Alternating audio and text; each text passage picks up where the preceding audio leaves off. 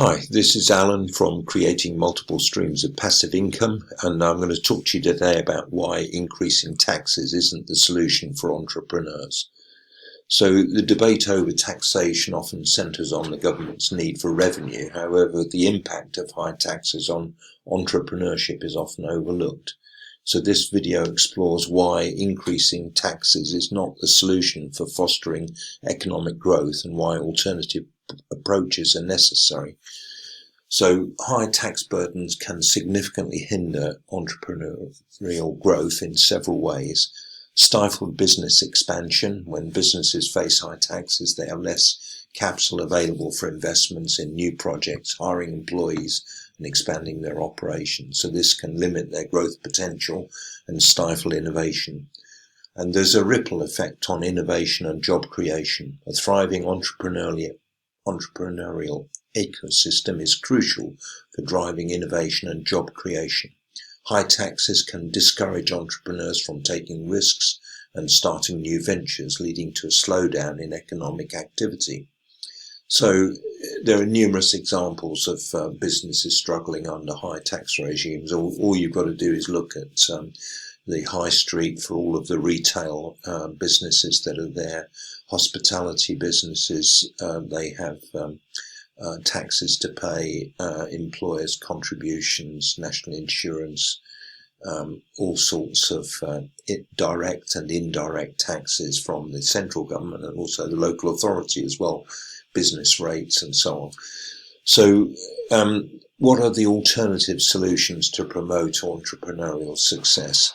Instead of relying solely on increased taxation, governments can adopt a variety of measures to foster entrepreneurial growth. They can give tax incentives and relief programs, providing tax breaks, deductions or credits for small businesses and entrepreneurs can incentivize investment and job creation. Encouraging investment in small businesses, governments can support angel investors, venture capital funds and other sources of capital for small businesses. And governments can provide grants, mentorship programs and access to resources that can help entrepreneurs overcome challenges and succeed. So what is the role of competitive tax policies in global innovation? So many countries have recognized the importance of competitive tax policies in attracting entrepreneurs and driving innovation. By offering lower tax rates, these countries have become global hubs for startups and technology companies. Some countries such as Ireland, Estonia and Singapore have implemented favourable tax regimes to attract foreign investment and foster entrepreneurship. And there are case studies of successful low tax economies, prime one being the UAE, where you can go there and you don't pay any income tax whatsoever. I think they've just brought in a VAT add-on to generate some revenue, but before that, there's been many years when the government incentivized businesses to set up there. And if you go to UAE, which I have done, and I've lived and worked there on 3 occasions, there's a massive inflow of capital because people want to be in a thriving, growing economy like that of the UAE. And the UAE wants to make their country the best place in the world to work by 2030. And I think they've got a good chance of doing it because if you go to Dubai and you see the sort of futuristic cityscape there, the abundance of jobs, the creation of wealth that's going on by investment in new hotels, new accommodation, new roadways, it's a booming place, and so this is the sort of economy that you want to try to generate. Of course, the developed economies have constraints, such as in the UK.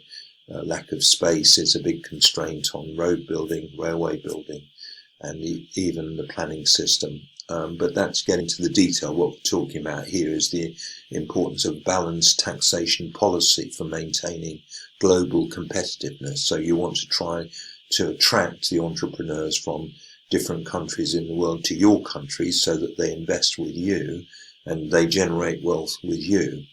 So that's basically the idea behind empowering entrepreneurs. So it's beyond tax policies. So while tax policies are crucial, fostering a supportive business environment is equally important for entrepreneurial success.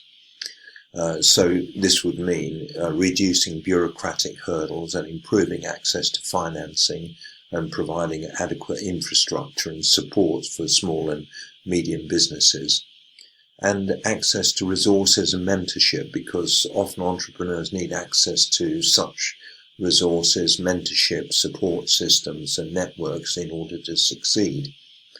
And government initiatives and private organisations can play a role in building supportive communities for entrepreneurs. The role of education and training in entrepreneurial success is fundamental, because technology is constantly moving forwards and systems are evolving, AI is evolving. You've got to keep up to date, therefore you've got to have an educated workforce. So in conclusion, increasing taxes is not the solution for entrepreneurs. By implementing alternative measures, governments can create a more favourable environment for entrepreneurship, drive innovation and promotion of economic growth. So if you'd like to discuss any aspect of creating multiple streams of passive income, low-cost business startups, and especially why increasing taxes isn't the solution for entrepreneurs, don't hesitate to call me, that's Alan, on 07539 141257 or 0333 224 1257. From outside the UK, that's +44 7539 141257 or +44 333 224 1257.